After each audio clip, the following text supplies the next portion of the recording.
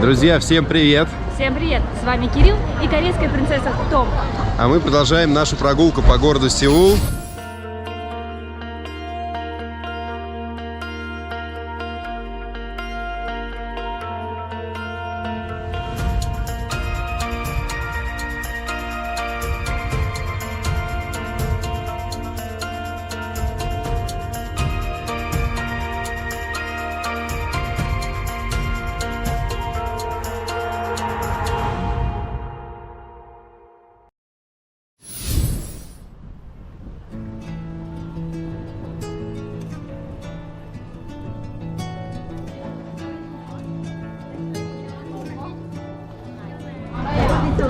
Сейчас мы находимся на одной из оживленных улочек Сеула.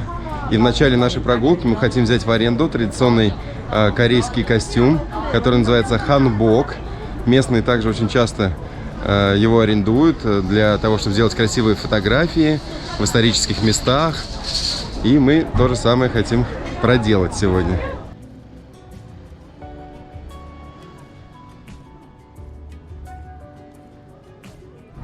На самом деле процедура аренды костюма не такая сложная. Вам нужно зайти в один из многочисленных пунктов проката костюмов. Сейчас мы, кстати, переходим дорогу. Давайте по дороге вам расскажем. Самое важное — это найти менеджера, который вам поможет выбрать эту одежду под ваш рост. Прическа, украшения — это все также входит в стоимость проката. За 2 часа необходимо заплатить вот такого костюма, как у меня, 25 тысяч вон. Можно и подешевле где-то найти и за 20 тысяч вон, и за 15 тысяч вон, но тогда костюм будет чуточку попроще. Смотрите, из чего состоит мой костюм. Во-первых, это каркас, сарафанчик и блузка.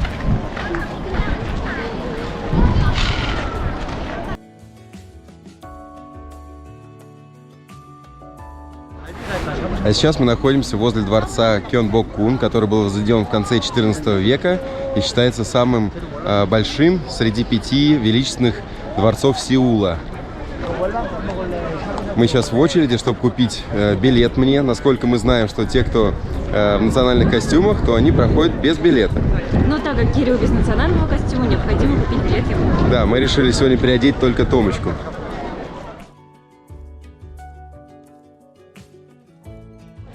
Хоть очередь в кассу выглядит довольно внушительной, но мы ее прошли буквально за 5 минут. Можно оплатить билеты через автомат, можно просто через кассира. Стоимость 3000 местной валюты. Соответственно, Томочки бесплатно. И вот мы уже заходим внутрь.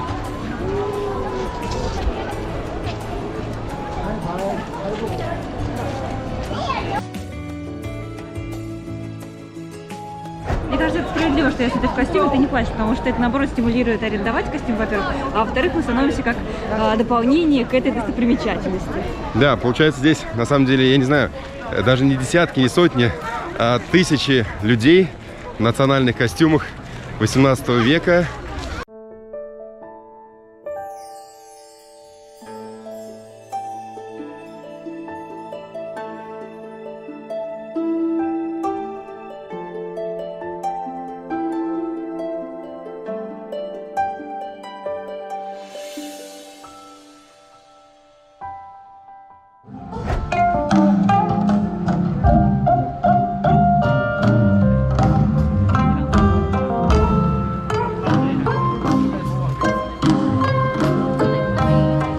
Дворец Кёнбокгун — это огромное количество зданий, построек, сооружений. Здесь также мы видели, как проходит некий фестиваль искусств. Также здесь на территории располагаются музеи, парки. Мне нравится, что здесь очень много зелени, есть пруд, красочные зоны, на которых можно фотографироваться. Мне нравится здесь.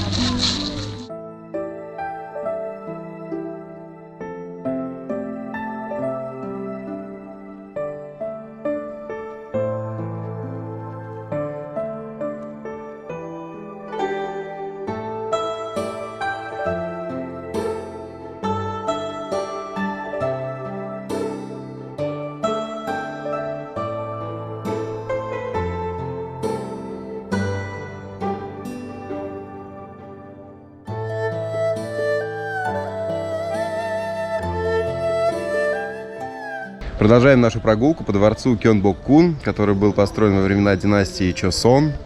Когда-то он был полностью разрушен, и несколько раз его восстанавливали. Полностью он был восстановлен после Второй мировой войны. И уже отреставрирован в 90-х годах. Дворец состоит из многочисленных комплексов, пагод, пруд, красивая природа, старейшие деревья. А еще обратите внимание, в первую очередь, на архитектуру. Какая она красочная и красивая. Таким образом выглядят пагоды, украшенные розовыми цветами. Кстати, здесь вообще преобладают матовые оттенки: розовый, зеленый, коричневый. Всей этой красотой мы любуемся уже в течение часа.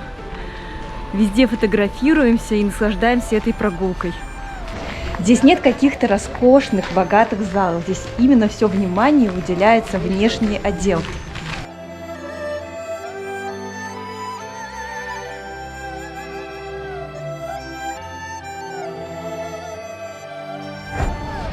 На выходе из дворца мы попадаем в Национальный этнографический музей, где можно посмотреть уникальные здания, дома, в которых раньше, что предполагается, жили корейские народы. Давайте пройдем внутрь и посмотрим.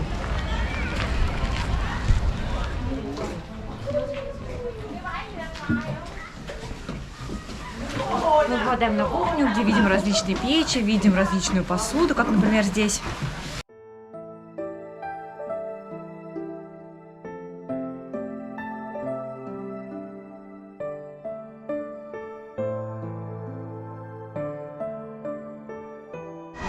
Друзья, я решила взять сахарную вату. How much? Окей. Стоимость сахарной ваты 3000 вон. Сделали под цвет платья, как будто бы. Недалеко от дворца Кёнбок-кин находится еще одна достопримечательность. Это деревня Букчон-ханок. Я сменила очередной наряд. Я также корейская принцесса, но уже в темном платье. Да, темно-синий у нас сейчас наряд. Мы также зашли в салон по аренде платьев. Стоит это удовольствие 30 тысяч вон, 15 тысяч за платье, 15 тысяч еще за прическу. Где-то все включено, а где-то вот так вот подразделяет, но цена примерно выходит одинаково. Да, это на 2 часа. Вот, пришлось немножко мне подождать, конечно, пока и платье примерит, пока и очередь на прическу нужно отстоять. В общем, сейчас мы наконец-то начинаем нашу следующую прогулку по деревне. Точнее, это можно назвать музей-заповедник, показывающий традицию и жизнь корейского народа 15 века.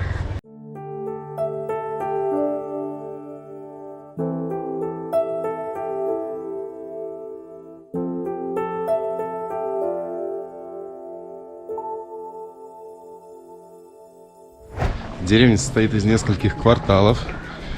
Дома, которые мы проходим в национальном традиционном стиле, они как раз называются ханок. И в некоторых из них до сих пор проживают люди. Некоторые используются как музеи, какие-то выставочные площадки.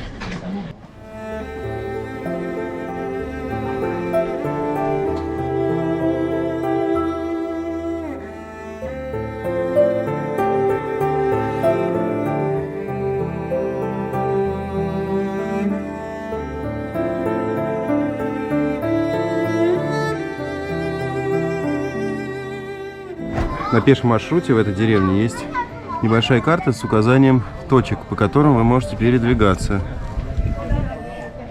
Практически у каждого дома есть табличка «Не входить». Поэтому мы пока лично не нашли дома с какой-то галереей, чтобы посмотреть, полюбоваться.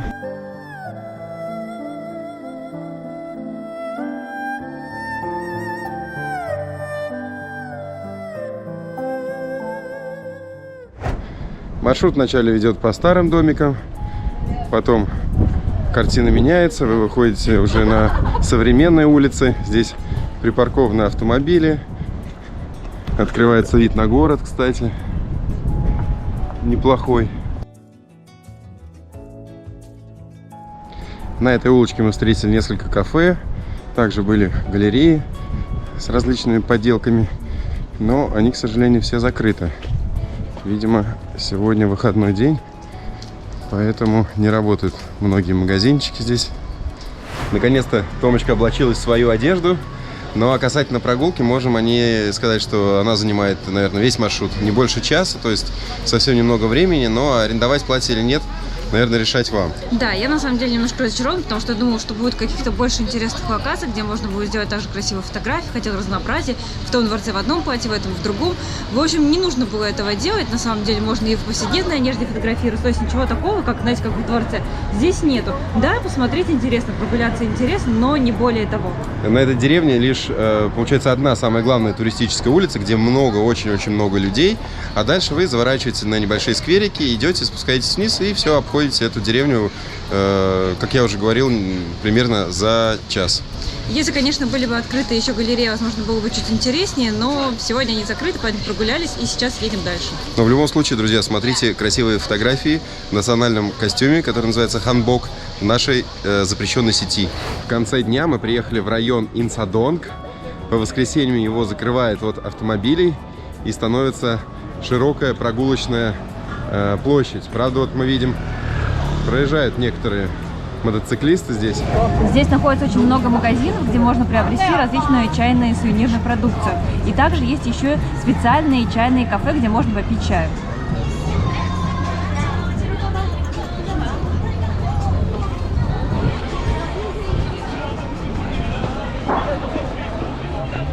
Здесь находится очень много чайных магазинов, которые больше похожи на галерею. Здесь очень много всего связанного как раз-таки с чаем. Чашечки, кружечки, чайники. И все это ручная работа. Здесь мы также видим целый магазин с традиционной одеждой корейской, которая называется ханбок. Мы ее сегодня видели на Томочке.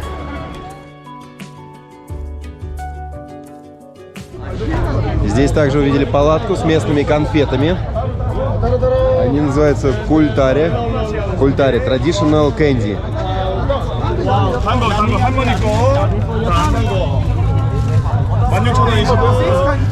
В целом получается широкая пешеходная улица со множеством магазинов, кафе, каких-то палаточек интересных с сувенирами. Что-то похожее на наш Арбат. Также встречается произведение искусства. Вот мы видим и березы наши, и Ван Гога, подсолнухи, не наши, но тоже очень-очень популярные картины. Здесь и Венеция с каналами. В общем, рисунки на различную тему.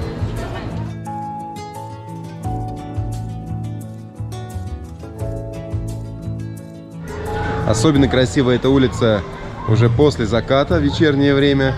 Поэтому сейчас мы завернули на улочку.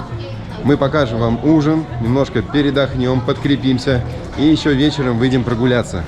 На этой улице есть очень много ресторанов, именно барбекю кухни, которую очень любят корейцы.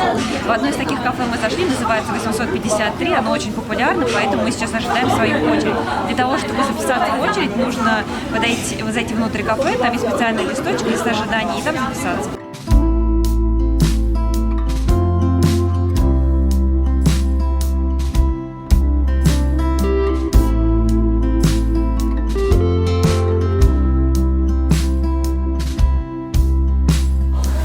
Мы уже заняли наше место за столом. Нам принесли нагруднички, мы их сразу же надели. Перед нами стоит плитка. Также приносят заблаговременно различные закуски. Это кимчи, лучок, различные соусы. Здесь острый чили, здесь чеснок, здесь горчица, салатик. И сейчас уже потихоньку официанты начинают нам готовить наш ужин. Что мы заказали, друзья? Мы заказали себе два кусочка свинины. Именно барбекю корейское славится своей свининой. Это шейка и это лопатка.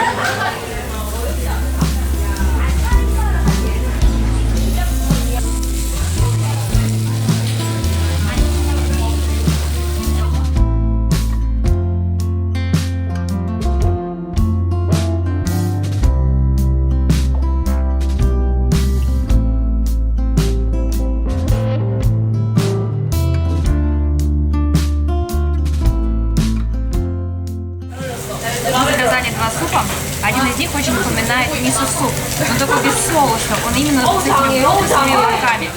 и наваристый бульончик. Очень вкусный.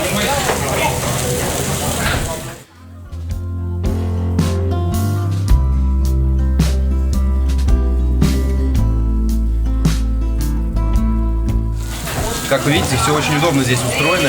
Подходит официант, переворачивает вам мясо, он его также режет. Ну а тем временем нам уже принесли супчик, пока готовится наше мясо. Это супчик из говядины с лапшой, с сыром тофу. Давайте попробуем. Супчик на самом деле интересный, он с кислинкой небольшой. Я думаю, Томе такой даже больше понравится, потому что она любит больше такие кислые щи какие-то вот. Поэтому интересно. Там внутри еще даже ракушки есть, между прочим. Ну и какие-то овощи. Овощи, перчик, чили зеленый.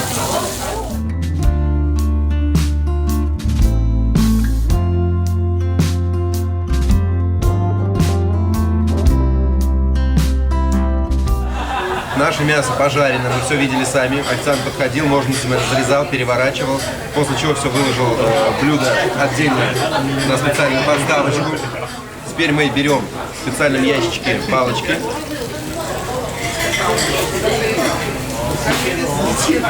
И будем пробовать.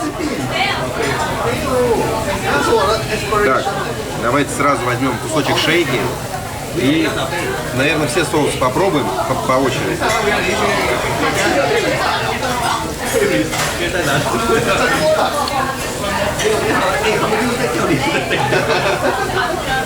Ну, сами соусы очень сложно, конечно, чем-то описывать. Томатный, с чили, много различных приправ, очень густой. Ну, давайте. Это же мясо. Попробуй с васаби. Попробуем. Ну, васаби я не знаю. Вот здесь что-то такое.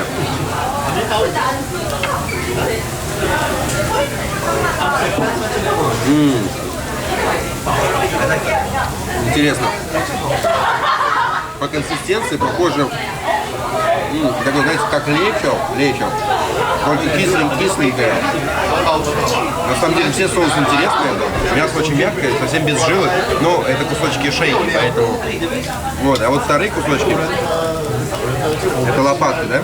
Да. Так, что попробовать? Кимчи еще попробовать. Просто до этого пробовать тебе вообще не понравилось.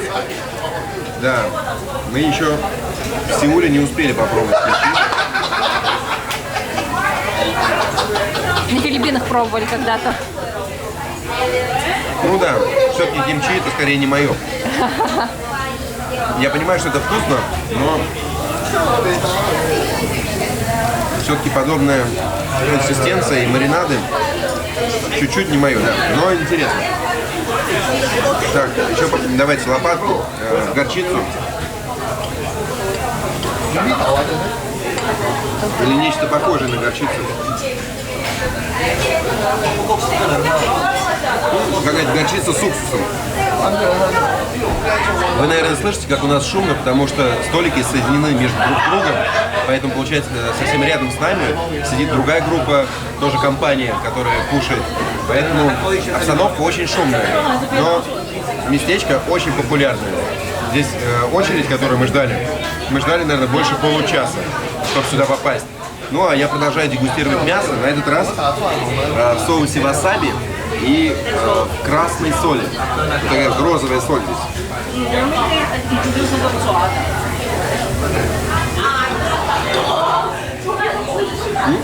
С васаби, почему нет? Кстати, да, забыл сказать, что еще приносят, помимо закусок различных, еще и рис тоже как бы входит в ваш перечень бесплатных блюд. Берем кусочек мяса, берем васаби.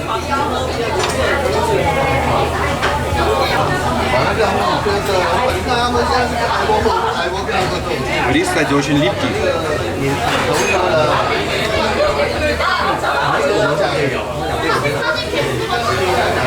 Не хватает, наверное, только своего соуса, да? Очень вкусный васаби. Ну и соль. Соль, которая рядышком. Вот, васаби. Можно мясо просто соли немножко помакать.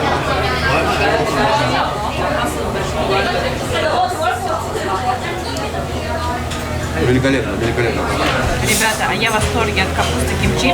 Я пробовала ее очень много лет назад в Владивостоке, и тогда я была в восторге. И она очень похожа на то, что я пробовала раньше.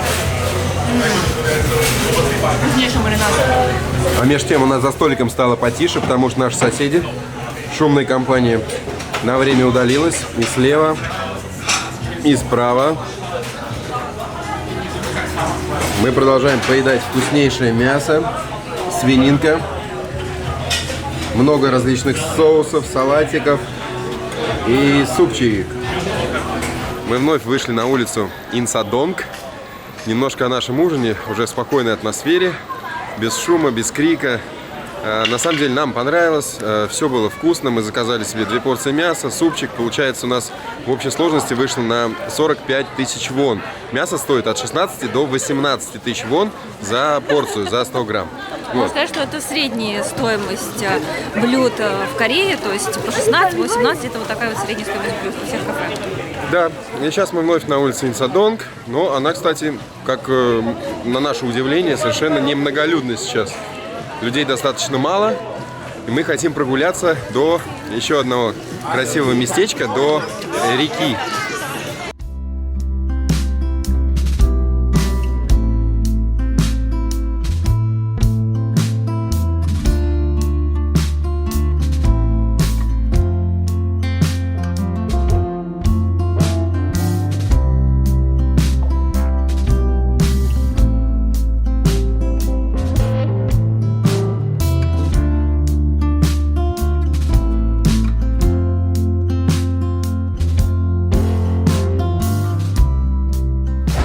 Пройдя через различные улочки, в том числе шумные, с барами, ресторанами, мы дошли до естественного ручья. Именно так правильно называется это место. То есть это естественный ручей, который протекает в центре Сеула. Его продолжительность 7 километров. Можно спуститься вниз, подняться на мостике, в общем, немножко здесь прогуляться. Сейчас, правда, накрапывает дождик, но все равно, я думаю, вечерний Сеул мы вам немножко покажем и прогуляемся по этому ручью.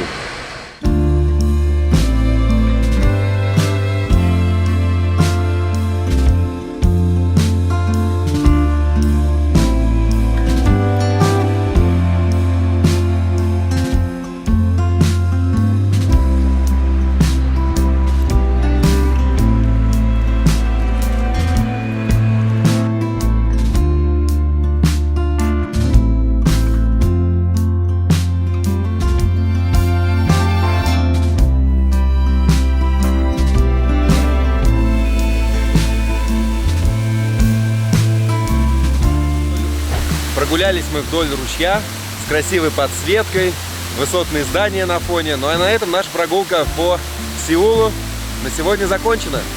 Если вам нравится Южная Корея так же, как и нам, обязательно ставьте лайки и пишите комментарии.